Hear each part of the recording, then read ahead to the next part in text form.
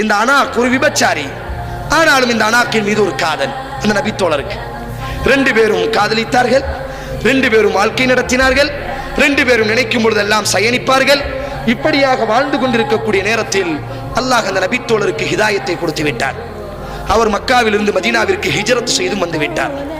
மதீனாவில் வந்ததற்கு பிறகு ஒரு நாள் அல்லாஹுவின் தூதர் நபித்தோழரான இந்த நபித்தோழரை அழைக்கிறார்கள். காஃபிர்கள் நமது முஸ்லிம் சகோதரர்களை கைது செய்து வைத்திருக்கிறார்கள் மக்காவிலே, அவர்களை நீ அழைத்து வர வேண்டும் என்று அல்லாஹுவின் தூதர் அந்த நபித்தோழரிடத்தில் பொறுப்பை ஒப்படைக்கிறார்கள். அந்த நபித்தோழர், என் பாசத்திற்குரிய இளைஞர்களே கொஞ்சம் கவனமாக கேட்க வேண்டும். விபச்சாரம் வரக்கூடிய வழிமுறை, விபச்சாரம் பிறக்கக்கூடிய 2வது இடம். அப்ப அல்லாஹுவின் தூதர் ஸல்லல்லாஹு அலைஹி வஸல்லம் அவர்களினுடைய கட்டளையை பேணியவராக அவர் என்ன செய்கிறார், மக்காவிற்கு நடந்தே பயணம் செய்கிறார். அந்த நபித்தோழரினுடைய காலை, அதாவது காஃபிர்கள் முஸ்லிம் என்ற நபித்தோழரை சிறைப்பிடித்து அவர் காலை உடைத்திருக்கிறார்கள். இப்பொழுது இரவு ஆனதற்கு பிறகு அந்த நபித்தோழர் சிவரையேறி குதிக்கிறார்.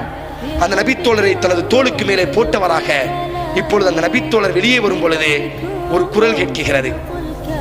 இந்த குரல் ஏற்கனவே கேட்டு ரசித்த ஒரு குரல், அவரினுடைய சதீகி, அவரினுடைய பழைய காதலி அனாக்கினுடைய குரல்.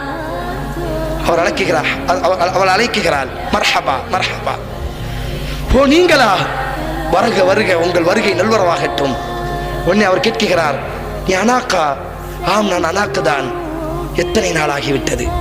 உடனே அந்த பெண் சொல்கிறாள், தோழனே, இன்றைய இரவுகள் இருளாக இருக்கிறது, என்னோடு நீ உறவாட வேண்டும், என்னோடு நீ உறவு கொள்ள வேண்டும். அந்த நபித்தோழர் சொன்னார், ஹுர்ரிம தாலிக், நான் ஒரு முஸ்லிம், அல்லாஹ் இதை ஹராமாக்கி விட்டான், அல்லாஹ் விபச்சாரம் செய்வதை ஹராமாக்கி இருக்கிறான்.